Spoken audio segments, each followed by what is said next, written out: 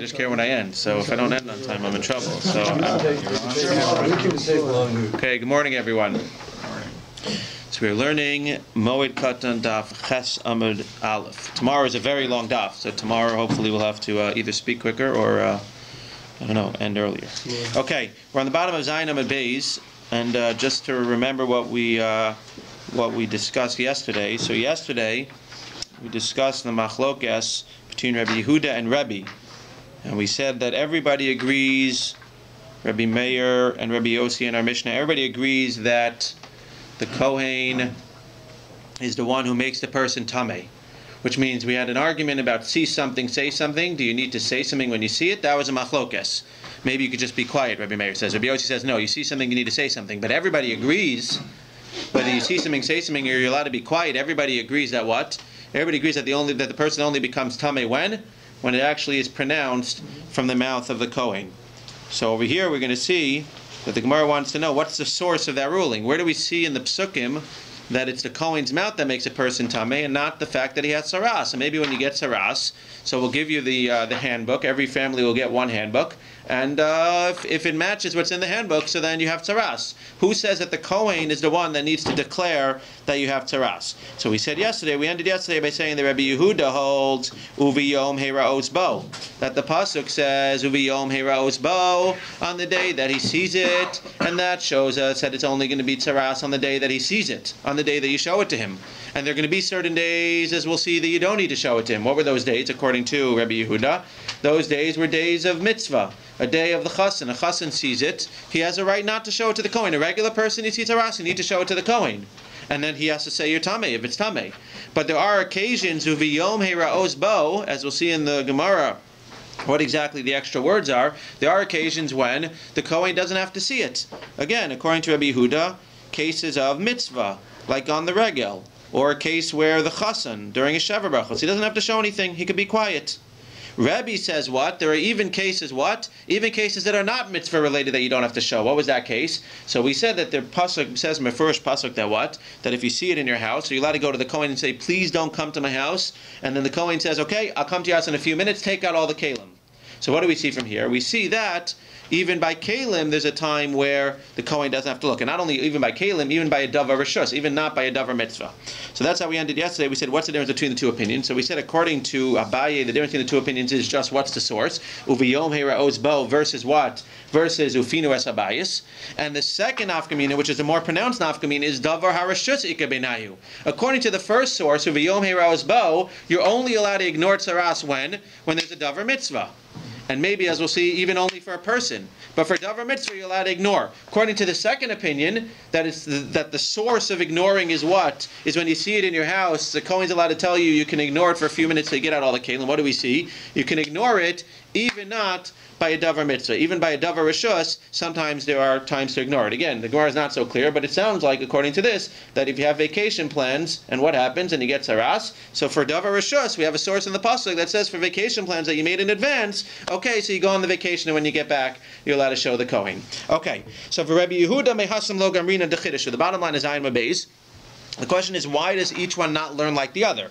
So what's wrong with the source that Rebbe said that the Kohen's allowed to come and tell you to remove all the vessels? Rabbi Yehuda mehasam lo gamrina dechidishu. Rabbi Yehuda says we can't learn anything from that case because it's a chiddush. Why can't you learn from that pasuk? It's a chiddush. Why? Deha eitzim va'avanim ba'ama lo mitamu v'hacha mitamu. Very interesting. The halacha is that in general, eitzim va'avonim, stones and wood, are not makabel tumah. They're not makabel tumah, pshute kli eitz, unless what? Unless they have a receptacle. But regular avanim and regular eitz are not makabel tumah. So the fact that the kalim in the house are going to be makabel tumah from saras on the bayis in the first place is a chiddush. So the fact that it's a chiddush, so I understand why the Torah is telling me, okay, in a case of a chiddush where the stuff really shouldn't be makabel tumah anyway, but we're going to say that it's going to be makabel tumah by tzaras. But since we're basically being strict, we're bringing a chumrah, so the rabbis came along and said, or the Torah came along and said, okay, I'm going to give you a kula. Since it shouldn't really be tameh in the first place, so the kula is, before you show the Kohen what? You can go ahead and you can take it out of the house. But Rabbi Yehuda is going to tell me, I can't learn anything else from there. That's specifically in the case where there shouldn't have been any tum anyway. But in a regular case where a person has on himself, a person, even a chassan, or even by a regel, I can't learn from that pasuk, ufinu es habayis. I can't learn from that pasuk that I'm allowed to ignore it. All I see over there is that in cases where there shouldn't have been tumah, and the Torah, the rabbis were machmir that there is tumah, even though usually there isn't tumah. So over here we'll say, okay, we're going to give you a little bit of a kula where you don't have to speak to the Kohen right away. But in general, where you have tzaras, maybe you have to show the Kohen right away, even biregel, even when you're a chasan during your Sheva Brachos. V'Rebbe Amar, Rebbe will tell you no. It's derech. I need both. So Rabbi Yehuda, I'm sorry. So Rabbi Yehuda is going to say what? I need to have the pasuk what? Uviyom heiraz bo. Once I have uviyom heiraz bo, now I know that what? Now I know that a chassan, now that I know on the regel, you don't have to go ahead and show the coin. If I only had the other pasuk, I would only know in the chiddush case. But now I have uviyom heiraz bo. And what does Rebbe say? Why can't Rebbe learn from uviyom heiraz bo? So Rebbe says you need both. Why? Dikas rachman uviyom heiraz bo. If it would have just said uviyom heiraz bo, have amin ladavar mitzvah in ladavar rishus lo. If I only had uviyom heiraz bo, so I'm just going to go the other way. Now I only know that what? For a davar mitzvah, for a chassan, for a I don't have to show the Kohen. But if I have it in the house, maybe I have to go show the Kohen. Comes along the pasuk and says, Kasar Rachmanav Tzvi Kohen, that there are cases, even not mitzvah related, where you are allowed to go and not show you're allowed to go and take out the stuff before you show the Kohen. Kasar Rachmanav Tzvi Kohen, Havamina Hani in Delav Tuma de Gufei, Aval Tuma de Gufei Ema Michse Chazilei Tzvicha. Interesting. So now that I have V'tziva kohen ufinu es habayis, like we said yesterday, I have the kal v'chomer. Now that I know that I'm allowed to remove the kalim from the house, so what do I need a pasuk to tell me what? That a chasan and a person on the regel is allowed to wait and not tell the kohen? It's obvious. If I could take it for a davar rishus, it says no. Maybe we're going to be makil by what? By a davar rishus that's not on a person. By a house, even though it's a davar rishus, we're going to be makil because it's not on a person, so we'll be makil. But by a person, maybe even on the regel, maybe even during a chasan, we're not going to be makil because l'maisa, if it's on a person, it's a lot worse. Therefore, you need to be yom heiros bo, so that we know that even on a person, it's going to be a problem. But that on a person, you can actually wait. So it comes out that everybody seems to agree. You have to agree because the pasuk tells me that by kalim, by a davar rishus, so by kalim, I'm allowed to wait, right? Rebbe learns from the Rebbe, according to what we're saying now, learns that by a person you're also allowed to wait from the other pasuk. The difference would be that according to Rebbe Yehuda, you're not allowed to wait by a person for a davar rishus. The nafkamina would be going on vacation. It seems that according to Rebbe, again, I'm just giving an extreme example, but it seems like according to Rebbe, if you had a vacation planned, which is a davar rishus, so we learn that just like by a house, davar rishus, kal v'chomer, by you, if you have a vacation plan, you can go ahead and you can postpone showing the kohen for davar rishus. But according to Rebbe Yehuda, who learns by a person specifically what? Specifically by a davar mitzvah, he would say that if you have a vacation plan, no, you got to go show the kohen, and if you're tameh, you ain't going anywhere. What is a davar rishus? Davar rishus means not a davar mitzvah. Nothing connected to a mitzvah. Just a regular day of vacation, as opposed to a chassan who's getting married, as opposed to a regel, something that it's gonna ruin your simchas haregel. Amar mar. Yesh yom she'atarabo v'yesh yom she'iatarabo. So now we want to know what exactly is the source in the pasuk. I brought you a pasuk of Yom Heira'os Bo, according to Rabbi Yehuda. What exactly in that pasuk gives you the right to learn that there are times when the kohen doesn't have to look? So the Gemara says, "My mashma." What part of that pasuk implies that the kohen doesn't always have to look? Amar Abai imkein lifto rachmana biyom. My uviyom shmamina yeshom shatara v'yeshom she'atara. It could have said in the pasuk biyom heiraos bo, on the day that you show the kohen. The fact that it has an extra vav, uviyom, the extra vav teaches me that there are times when you don't have to show the kohen. When are those times? Well, according to Rabbi Yehuda, those times are for a chasan during Sheva Brachos and a regular person during the regel. Rava says kula kra yiserahu. Now kra sometimes means a pasuk and kra sometimes means a word. So Rava says no, the entire word is extra. Why? Dimkein lifta rachmana uveheraos. Forget about u or uviyom. It should have just said uveheraos bo when you show the kohen. What does it mean uviyom heraos bo when you show the kohen on the day? The entire word uvayom, that's extra. Shmamina yeshom she'ataroa b'yeshrom she'iataroa. Okay.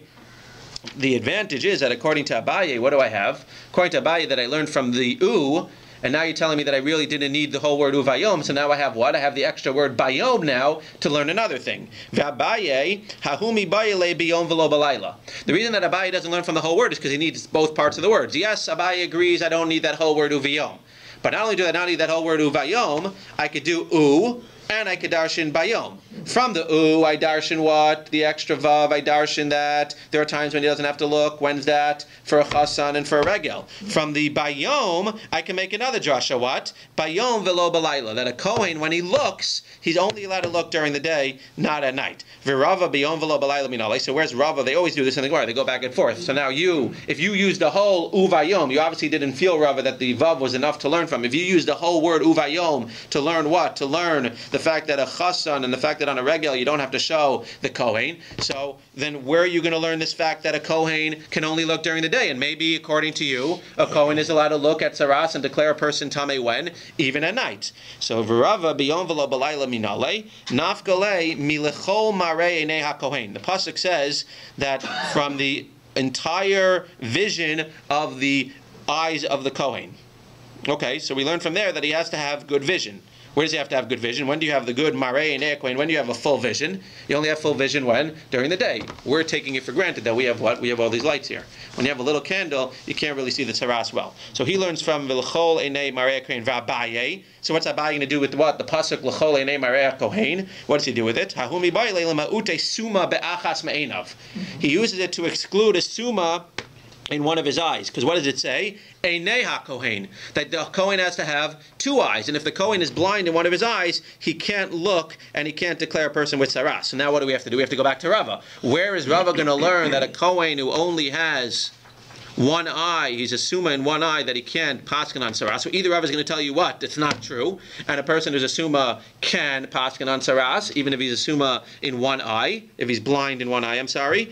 And what does Rava do? Rava nami mi ba'i leil hachi. No. So we say that Rava also learns from that pasuk, mi l'chol einei marei hakohen. What does that leave us with a problem on Rava? What's the problem now? If Rava uses that pasuk for l'chol marei einei hakohen to tell me that what? That a kohen who's blind in one eye is not allowed to look in paskin saras, so what's the problem? Rava doesn't have a proof for what? He doesn't have a proof that you're not allowed to look only during the day. So where's Rava going to learn that from? Eina chanami v'Rabba nami mibai leil hachi. Eina chanami v'elo yom v'biyom v'lo b'layla minale. So he brings it from another pasuk. Naf galei mikinega nira li babayis. The pasuk says that the person comes to the kohen and says, I see a nega in the bayis. Leave lo leori. And the next pasuk says ubaha kohen. Right after the person comes and says, I see a nega on the bias, it says, and the kohen comes. Well, what does it mean, I see a nega on the bias? So the Gemara says, leave lo leori. I see it clearly. When do you see it clearly? During the day. So we learn from here that during the day, and only during the day, can a kohen come and look. Ve'abaye. So why doesn't Abaye learn from that pasuk mi kinega nira li babayis, and then he'll have the extra what? He'll have the extra word bayom to learn something from. Why doesn't he learn from that pasuk when the guy comes and says, I see a nega on my bias, which means by definition that he's coming during the day, which means that the kohen is going during the day to see the nega. Abaye says, ime hasam, if it was from there, hava mina hani mili tuma delab de gufei. Abaye says something very interesting, and Rava is going to leave. He's not going to respond.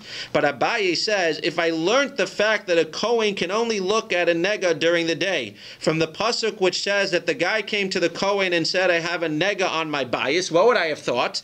I would have thought that that's only when it's on the bias, when it's not on his guf. That's when it needs to be during the day. Aval tuma de gufei afilu oronami. Maybe when a person comes to you and says, I have saras on my body, maybe we can look at it even when? At night. Kamash malan. So therefore, I need to learn from the pasuk uviyom heira ozbo, which is talking about what? A guy showing what? Not a house. Showing his skin.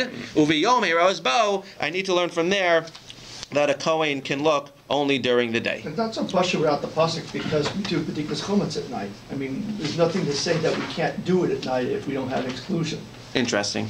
Okay, that's interesting. Yeah, well, that's what we need it. It's not mashma. Otherwise, they wouldn't do. You wouldn't do it at night. Why should he do it? If we, right. And I would say that right. Can look even closer with the candle. That's why we do it at night. Right. We look closer.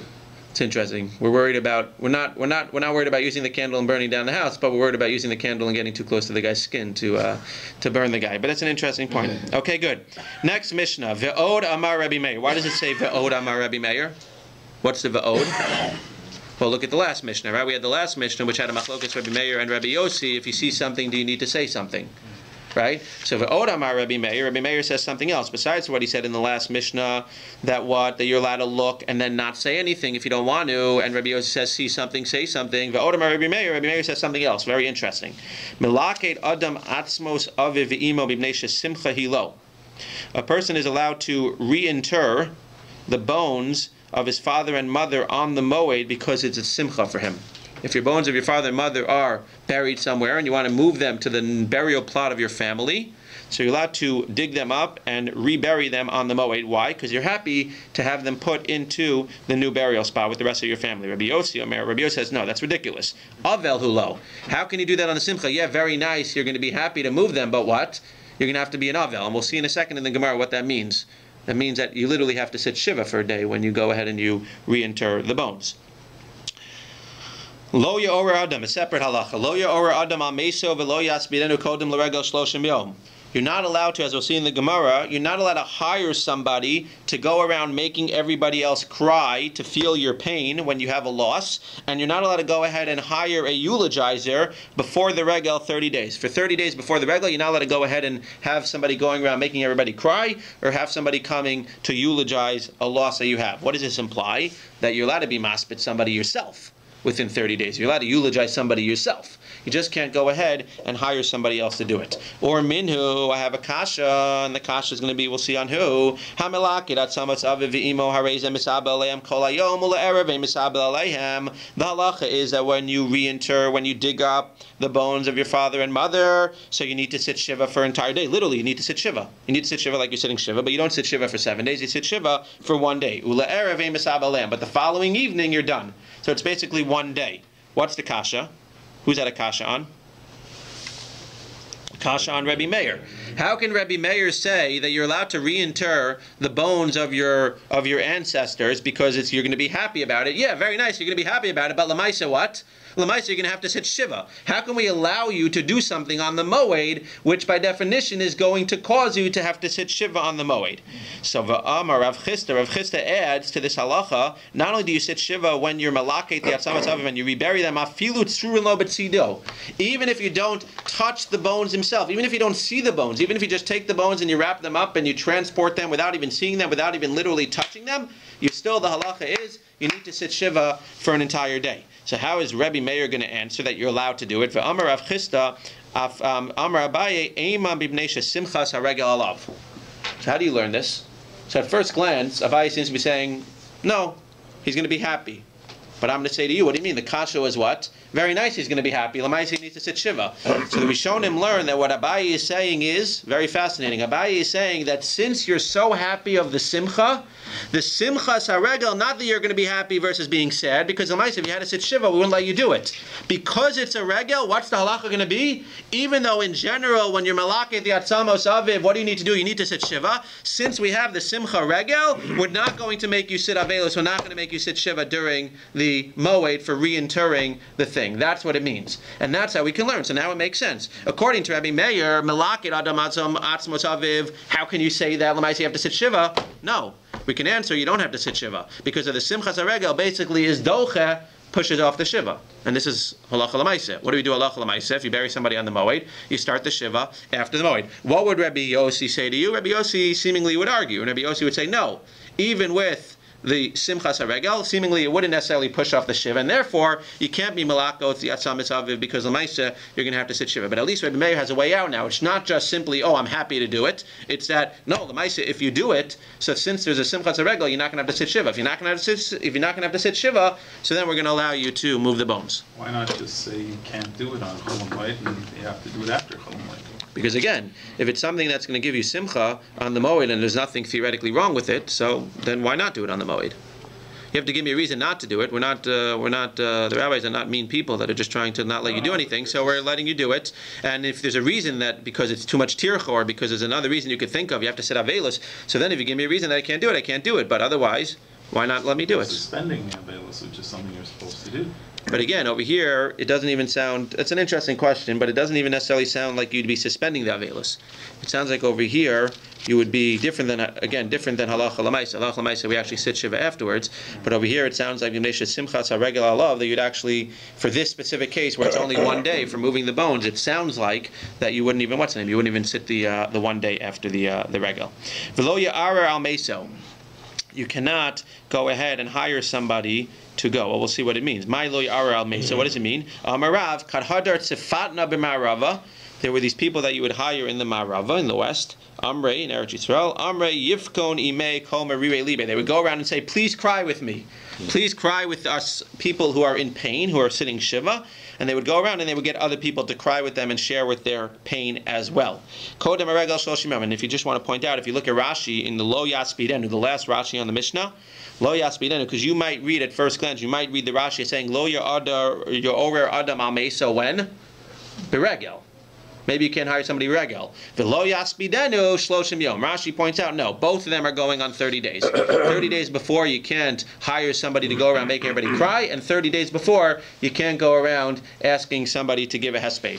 So why can't you go around my shloshim yom? What's the problem with asking somebody to go around and make people cry 30 days before? It's a very interesting story, and it's always interesting. Before he died? No. The person died, and he dies within 30 days of the regel. So before 30 days, if he dies 45 days before the regel, if somebody passes away now, before, oh no, I think we're closer than 45 days. Scary, okay. If he dies, I got to start working on Rosh Hashanah. Okay. If he dies, That's more than 30, though. yeah, it's more than 30. If he dies 40 days before the regel, so you can go around and you can have the guy come and you can have him go around and you could hire somebody to give a hesped, to give a eulogy, or you could hire somebody to make people cry. If he dies within 30 days, if he dies 20 days before the regel, you can't go ahead and hire anybody and you can't go around and hire somebody to give a eulogy. Why not? It's a very interesting story in the Gemara. Amar Rav Kahana, Amar Rav Yehuda, Amar Rav, Maaseh ba'adam echad shekines ma'os la'alos l'regel. There was a person who had collected all this money. Again, makes sense, because what? Shloshim yom kodem l'chag. 30 days before the festival, you start getting ready for the festival. So 30 days, within 30 days, the person had collected all of his money for his trip to Israel to take his entire family to Israel for Sukkot. Uva safton v'amar al Pesach beso. And Rahman al-Islan, unfortunately, there was a loss in the family. So somebody knocked on the door and said, I want to give a hesped. For not lan ishto. And the woman, the wife, was so moved. Oh, you're right. We should really have a hesped. I didn't think about that. We should really have a professional eulogy. We should call everybody together. The person passed away. What did she do? She gave them all of the money that they had saved up for Sukkot. It's a good job to be a eulogizer, I guess. Maybe I should change profession. So you be a eulogizer, and he goes and he got the entire sum that they had put aside to go to Israel for Sukkot. Better be a bachni. So what did they say? It's better to be a bachni. So therefore they made a decree, Lo ya'orer al meso v'lo yaspidenu kodem l'regel shloshim yom. Since again people collect money, they start getting the preparations ready within 30 days. So within 30 days you're not allowed to hire anybody because we're worried that you're going to give away all of your money for those causes. So it's nothing to do with sadness. Ushmuel Amar, the next two words, Shmuel Amar, Lefisha ein hameis mishtakeach min halev shloshim yom. He says, Shmuel's going to say, if you have a loss, Rahman al-Lisan, unfortunately somebody passes away, so we're not going to cancel the holiday for you. So there's nothing we could do in terms of your own feelings, in terms of if you're going to be sad, you're going to be sad, unfortunately. And everybody, unfortunately, you speak to people who lost somebody, especially during the first year. So Pesach and Sukkot and all these holidays are just not the same. Because Lamaisa, the person that was with you at the table, is just not there this year. And for many people, it never is the same for Pesach and Sukkot and all these holidays. So we're not going to cancel the holidays. But we can try to sort of, I don't want to say contain the damage, but we can try to sort of make you as happy as possible on the regel. So what do? If we let you hire somebody to give a saftan, to give a eulogy, if we hire somebody to go around and make everybody cry within 30 days, so that eulogy, that crying is going to stay with you throughout the regel. And it's going to make your regel, as hard as the regel was going to be, it's going to make the regel that much harder. So in order to prevent people from having extra sorrow on the regel, yes, you're going to have the regular sorrow that you're going to experience from missing the person. But in order to prevent the extra sorrow by having this beautiful eulogy, and now all you're going to think about for the entire, within 30 days, all you're going to think about is that eulogy, so then we're going to sort of prevent that from happening within 30 days of the regel. My benayu, what would the difference be? Well, the difference would be, Ika benayu dekavid bechinam. Right? If the person knocks on your door and says, I'm very close to you, I feel indebted to you, and what? I'm willing to give a eulogy for free. I'm willing to go around and spread the word and make everybody else sad for free. So now, if the whole worry was out, what? You're going to use all your money, so go ahead. If the worry is what? That when a person gives a eulogy, it's going to make you extra sad, and now on the Raizel you're going to be extra sad because Lamaisa, you heard a beautiful eulogy about the person that passed away within 30 days. So what's going to be? So you can't have him do it even if he's going to do it for free, because you're going to be extra sad during the Raizel as well. That would be the nafkamina. In the story, was it within the 30 days? I'm not quite Yeah. clear. So that's why specifically they had the money set aside for the Raizel, and that's why it was a proof. They were trying to bring a proof within 30 days. Where do you see you're not allowed to go ahead and hire somebody to go around and get people to start wailing? Because in this story we see that within 30 days, people only put aside money within 30 days. But she did. But she gave them money. So she gave them all the money. That's why we're worried to hire somebody within 30 days of the Raizel, because you might end up using the funds that would have otherwise been used for the Raizel. You'll end up using them for the purpose of the Saptan. So it seems like she should not have necessarily. Again, we learned from the story that you shouldn't do it. So at the time, maybe it was okay. But from the story, after the fact, we learned that going forward, one should not go ahead and take the money and pay a Saptan or pay a eulogizer. Ein chofrin kuchin ukvaros b'moed. This is really cool. Not cool, but I guess cool. You should dig. You're not allowed to dig kuchin. What's a kuchin? So if you look at the article, I think they have a little picture on the bottom. And if you go onto Google and you Google images, so if you Google, I wouldn't write kuchen. If you Google a catacomb, basically what it is, it's like a cave that they would dig, and within the cave they would dig various graves, 4 by 6 graves within the cave, and then they would bury people in those graves. So the Gemara says, Ein chofrin kuchen, you can't dig these catacombs, and you can't dig the graves within the catacombs on Moed, on the Raizel, and you can't dig kfaros b'moed. Now what's a kever? So we'll see in the Gemara that a kever is actually an above ground, and not necessarily talking about digging. It's talking about an above ground tomb, what we would call a mausoleum. Now, I'd like to suggest, just based on the halacha, that you're not allowed to bury somebody above ground, so it can't be that you're making the kfaros to bury the person in it. It sounds like it's just the tomb that we have nowadays. You can't dig this. You can't dig this special kuchen. You can't dig this cave with the catacombs with the little slots in it, and you also can't build a tomb on the Moed. But what can you do? Es hakuchen b'moed. But you can adjust the size of these little slots in the cave on the Moed. Okay. So let me ask you a question. Look at Rashi first, the first Rashi, which is not the way that I would necessarily have learned. If I ask you before looking at Rashi, what would you learn? This is for what? This is for a person who dies when? On the Moed. And we're saying when a person dies on the Moed, you can't dig one of these kuchen, you can't make him a tomb, but what can you do? If you already have an existing piece in the cave, you can go ahead and stretch it. You can make it smaller, make it bigger. What do you do if you don't have an existing thing and you can't dig a kuchen and you can't make a tomb? So seemingly the Gemara would say you just dig a shallow pit and you put him in the shallow pit. It doesn't say anything about a shallow pit. It seems like these kuchen are more than a shallow pit. It's like a real cave with these special slots to be able to put somebody in. So seemingly that's how I would have learned the Mishnah. Rashi says something very interesting. Ein chofrin kuchen ukvaros litzorech mesim shedarkan lachbor kuchen ukvaros lizmanan litzorech mesim sheyamusu. Rashi says what the Gemara is telling me is that I can't dig kuchen, I can't dig within these caves, and I can't make tombs for when? For people that haven't died yet. They used to prepare in advance. That I can't do on the Moed. Can I dig a kuchen? Can I dig, if I have a cave, can I dig and somebody dies on the Moed, can I dig within this cave or can I dig the cave? Seemingly, according to Rashi, what? I'm allowed to dig the cave, what? Even on the Moed. According to Rashi, I'm allowed to make the kever even on the Moed. It's specifically preparing for non-Moed related purposes that I'm not allowed to do. So according to Rashi, then what does it mean of amachan chines hakuchen b'Moed? So what does Rashi say? I could even adjust the size of these graves within the catacomb, within the cave, for what? For people that that haven't even died yet. So people that have died, I could do the kuchen, I could do the tomb. People that haven't died yet, I could extend the kuchen, I can extend them. I can't make new ones for people that haven't died yet, but I can extend them in anticipation, unfortunately, of people that may pass away. That's how Rashi learns the Gemara. Tosfos in his second pshat, which we're not going to see inside, seems to learn the way that I maybe would have learned. But again, who am I to argue with Rashi? Tosfos seems to learn the following. Tosfos seems to learn Ein chofrin kuchen ukvaros b'moed, that even if a person is laying in front of you on the Moed, you can't do what? You can't do the extra tircha of what? Of building a tomb. You can't do the extra tircha of what? Of building this cave with the places to bury him. How do you bury him? Like I said, you make a shallow grave. However, aval chenes hakuchen b'moed. What can you do? On the Moed, if a person is sitting in front of you, not for after. For after Moed, you can't do anything. You can't even extend, according to Tosfos, the second pshat. Aval mechanchin es Hakuchin b'moed, if you have these pre-existing catacombs with the little slots, and it's 4 by 6, and the person who passes away is a giant, and he's 7 feet tall, so then on the Moed, I'm allowed to go ahead, and it's not considered to be a tircha yisera. On the Moed, it's even for a person laying in front of you, I can't go ahead and build this whole new contraption. I need to put him into a shallow grave. However, if I already have the existing contraption in the cave, it's just that he's not going to fit into the particular slot that I want to put him into, so then on the Moed, I'm allowed to go, and I'm allowed to do a little bit of, I guess we would say it's not too much of a tircha. We're allowed to do a little bit of digging and just make it so that he'll fit into that little slot. Good? Okay. Ve'osin nivreches b'moed. You're allowed to make a nivreches on the moed, and we'll see what a nivreches is. Ve'aron im hameis b'chatzor. You're allowed to make a coffin. Now again, you have to remember, in Eretz Yisrael to this day, they don't bury in coffins. They bury just straight. Over there, the custom seems to have been to bury in a coffin. So you can make a coffin, but when can you make a coffin? Only im hameis b'chatzor, if the mace is sitting there.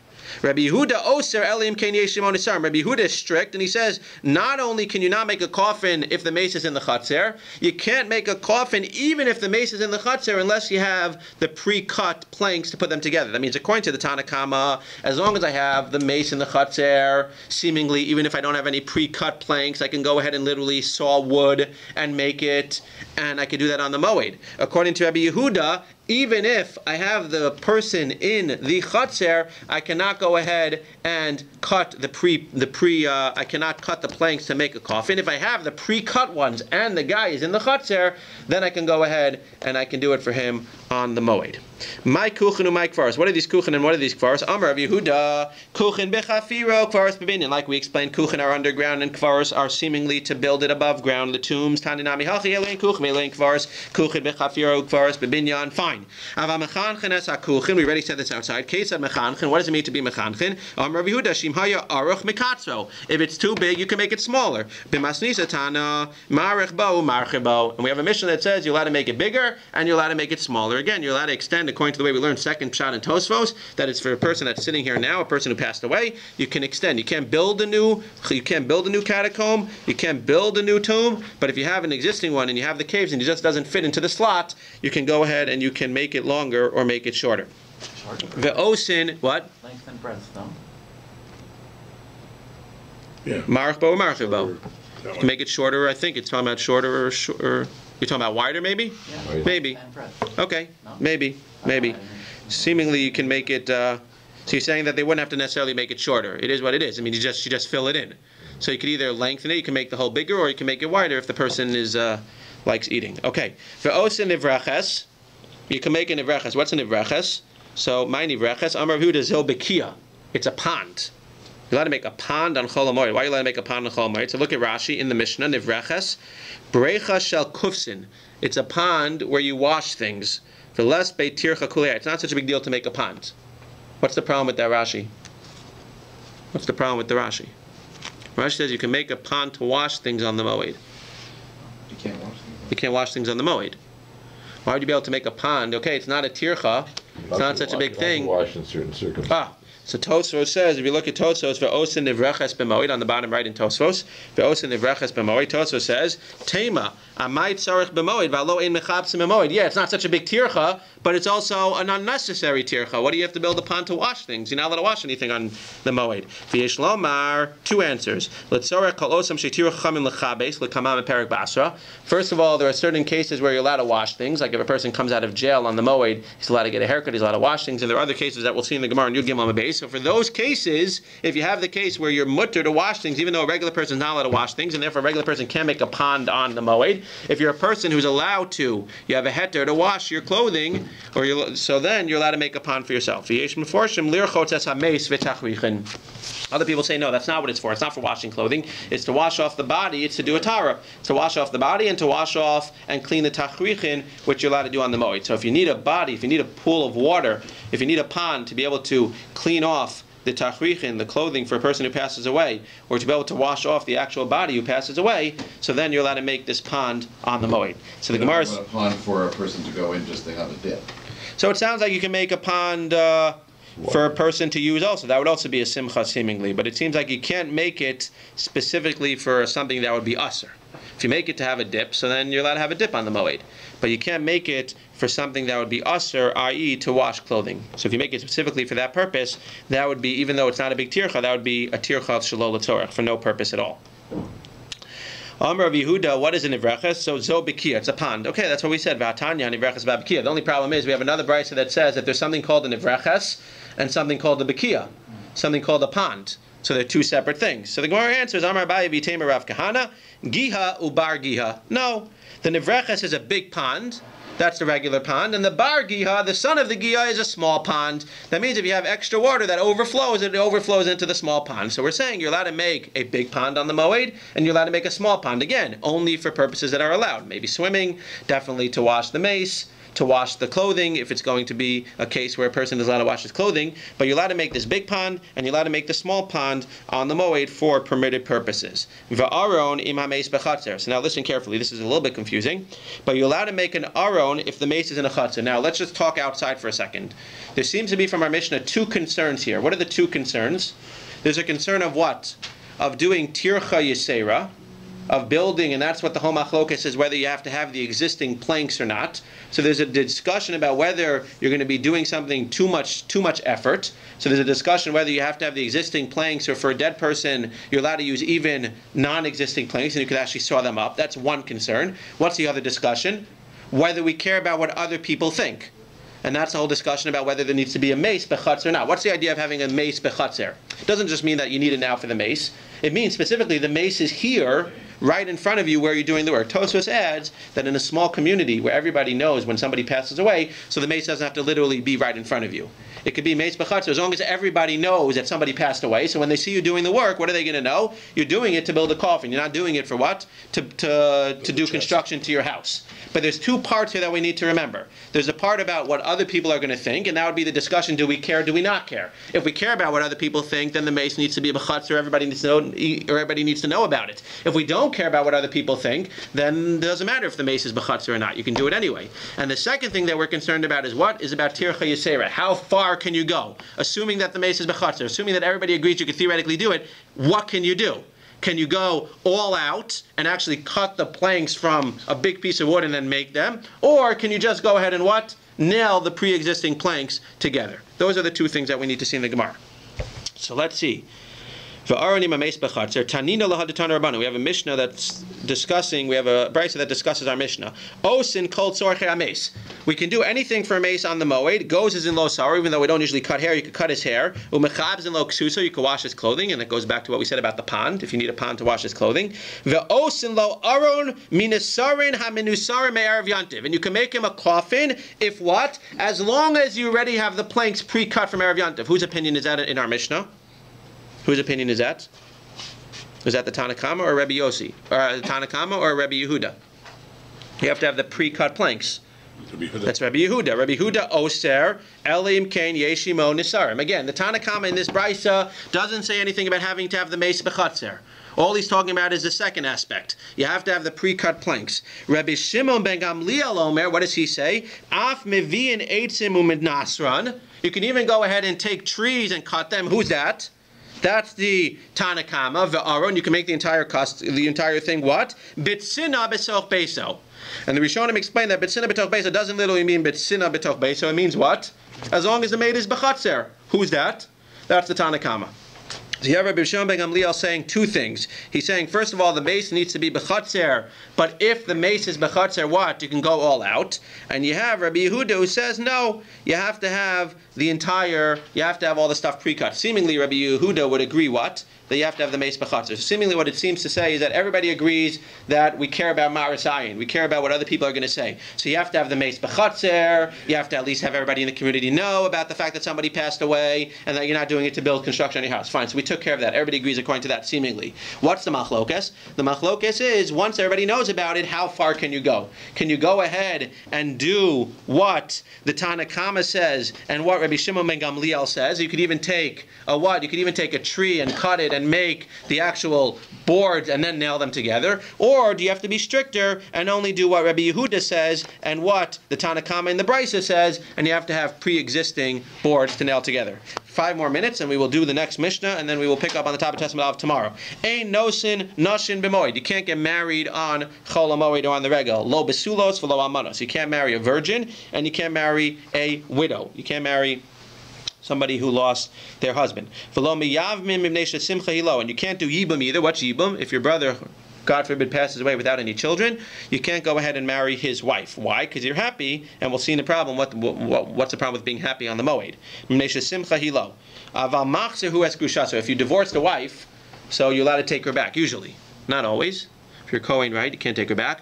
But if you're a regular Yisrael like I am, so if you divorce your wife, you are allowed to remarry her. Again, there are different dinim if she's married in between, etc., etc. But in general, you're allowed to. So you're allowed to take back on the Moed. Why? Because seemingly taking back your divorced wife is, you're happy, but clearly you're not the happiest person because you went to divorce her in the first place. So you're happy to have her back, but at the end of the day, it's not as big of a simcha as getting married to a basula or even getting married to a widow for the first time. A woman's allowed to put on her, she's allowed to make her cosmetics, her jewelry on the Moed. We'll see what that means. Rabbi Yehuda Omer lo tasud mibnei shenival hula. The Meir says, I'm very interested. Yehuda says you're not allowed to put on the lime. I don't know why anybody would want to do this, but seemingly the lime, women put on lime, seemingly to take off the hair that was on their face or hair on their skin. So they would put on the lime. So very nice, they were happy with the result, but while they had the lime on, it was pretty gross. They probably didn't want to be seen, maybe it was even painful, so you can't do that on the Moed. Okay, I guess it's tsar to have a mustache also if you're a woman, but okay, we say it's a bigger tsar to put on the lime. So you can't put on the lime on the Moed because it's going to be too painful while you have the actual thing on, even though you'll be happy with the result. Hahedyo tofer kedar. An amateur is allowed to sew in the regular way because he doesn't really know how to sew anyway. But a person who is a craftsman who can actually sew, machliv. What does that sound like, machliv? Like a kelev, like a dog. A dog has crooked teeth. So a person who is a person who is a craftsman, who is a professional tailor, he's allowed to sew, but he's not allowed to sew, as we'll see throughout the Masechta. You're not allowed to do a maisa uman. So he's allowed to sew, but he has to sew in a non-professional way. Umisargenes hamitos. You're allowed to put ropes on the bed. Unfortunately, back then they did not have what we have. They did not have box springs and stuff. So what did they do? They would take 2 poles or 4 poles, and they would take rope, and they would tie the rope and sort of have like a hammock, and then you would put the mattress on top of this hammock, so it wouldn't necessarily be the sturdiest thing, but that's how you would keep the bed from having to sleep directly on the floor. So you can't set that up on the Moed. However, what are you allowed to do? Rabbi Yossi Omer mamtechin. If you have these ropes that are already set up, and now it's just a matter that they're sagging because they were loosened, so you're allowed to go ahead and you're allowed to tighten them on the Moed. Let's just see the Gemara. 2 more minutes. V'chi simcha hilo mayhave. What's the big deal? You can't get married because you're going to be happy. Okay, what's wrong with being happy on the Moed? So, Amar Rabbi Yehuda, Amar Shmuel, V'chein Amar Rabbi Lazar, Amar Rabbi Oshia, V'amri la, Amar Rabbi Lazar, Amar Rabbi Chanina, Lefi she'ein ma'arvin simcha b'simcha. This is the famous idea that you can't mix simchas. You can't dance at 2 simchas. Rabba barafuna Amar, B'mei shemeniach simchas haregel ve'osek b'simchas ishto. Because you're leaving the simchas haregel and you are being involved in the simcha of your wife. Let me ask you a question. Do you see a difference between those 2 opinions? What's the difference? What does it seem to be ma'arvev simcha b'simcha and saying that I can't get married because I'm not going to rejoice in the festival. I'm actually going to be rejoicing in my wife. So what's the difference? Only for your wife. So mimnesha simcha, yeah, this is answering the question of what's wrong with getting married. But the first opinion would say levisha ema arvin simcha b'simcha. It sounds like what? I can't go to Canada's Wonderland either on Chol HaMoed because what? I'm going to forget about the Moed. I'm going to be too happy with Gashmius. So I'm going to be too happy with Canada's Wonderland. See, this is why it's good to give the shir a second time, because in the first year, by accident, I said Great Adventure, because that's in New York. And then I caught myself, and now in the second shir, I didn't make the mistake, and I was able to just say Canada's Wonderland right away without making a mistake. I hope they got that on the video. Okay, good. So, Lefisha ein ma'arvin simcha b'simcha, according to the first opinion, what? You can't do, quote-unquote, anything that's going to make you happy. Not that you have to sit and twiddle your thumbs and be upset the whole festival, but seemingly it would be stricter that we would say you have to be very careful what you do on the Moed to make sure that you don't forget about the Moed at all. You can't do things that are too happy. According to the second opinion, it's dafka by a wedding. That's the ultimate happiness. That you can't do on the Moed. Going to Canada's Wonderland, hey, go to Canada's Wonderland as much as you want. That's the 2 reasons. What's the third reason why you can't necessarily be happy on the Moed or you can't get married? Amalei Abayla Rav Yoseph Hadarabba Barafuna Dirafu Damar of Daniel Bar Katina Amaravi Nine Shenos and Nashim Moed. Why? Shenemar b'samachta b'chagecha b'chagecha v'lo b'ishra. This is still the second reason. What's wrong? Because you have to be b'samachta b'chagecha. and not v'samachta b'ishcha. It should be v'samachta b'ishcha, but we don't want you to do it on the Moed instead of in place of the Moed, and therefore you can't be v'samachta b'ishcha on the Moed. Ula amar, a third reason. What's the third reason you can't get married? Mipnei hatoreach. What are you going to do? You're going to end up being too busy. Again, this is not a mindset thing, or else it would be the same as either the first or the second reason. It's not that you're going to forget about the Moed, it's that you're just going to be too busy. If you get married on Chol HaMoed, so you're going to spend the entire Yontiv reviewing the menu, you're going to spend the entire first day of Chol HaMoed going to get your suit tailored again. Well, that's not going to be too good, because you have to go to a guy who doesn't really know how to tailor so well. So you're probably better off not doing it anyway. But you're going to spend the first day of Chol HaMoed figuring out the menu and doing all this stuff, and before you know, you're going to be too busy doing everything with tircha. So it's not a matter of forgetting about the Moed. You're going to be matriach. You're going to be doing tircha. And we said you can't do tircha on the Moed, irrespective of forgetting the Moed. You can't have too much tircha on the Moed, and you're going to be involved in all of the wedding plans. Again, not that you're going to forget about the Moed. Those were the first two reasons. You're literally going to be doing too much tircha, and tircha disturbance is not allowed. Unnecessary disturbance is not allowed on the Moed. What's the final reason? We'll end here. Rabbi Yitzchak Nafcha Amar B'mnei Bittul Pirya V'Rivya. Very interesting reason. You can't get married on the Moed because you're not going to be fulfilling the obligation to have children. What does that mean? So you have to remember, we take for granted that we make weddings and what? And we have a lot of food and we pay a lot of money, and Baruch Hashem, okay, there are takanas out there, we should limit, okay, but l'maisa, we have weddings and we have beautiful weddings. What did they used to do? They didn't have so much wedding. They didn't have so much money. They didn't have refrigeration. They didn't have anything. So what were they doing? They were going to make a relatively big meal when? On the Moed. They're going to make a relatively big meal for Yontiv anyway. Push it off. So push it off. Have it on the Moed. Have it on Yontiv. People get married like Erev Shabbos in Israel. So they still do it to this day, and then they have the Shabbat. So have it on the Yontiv. We're going to push off. So I want to get married now in August. I want to get married in June or in July. I'm going to have Bevatel, Pirya V'Rivya. I'm going to push off the wedding all the way until Sukkot, because I'm going to have to spend a lot of money on Sukkot anyway. I'm going to have to spend money, and I'm going to have to make a meal, and I'm going to have to make a fancy meal, and I'm going to have to eat nicely on the regular, I'm going to have to eat nicely on Chol Moed. So what am I going to do? I'm going to say I'm just going to get married at Sukkot, and this way I'll knock off two birds with one stone. I'll be able to have the wedding, I'll be able to have the Moed, I'll spend a little bit extra money, but it'll be a lot cheaper than having to get married in August. The only problem is with that is that what? You'd be mevatel the mitzvah of Pirya V'Rivya all the way from August, or from June, or from July, until Sukkot. Shkayach. Have a wonderful day.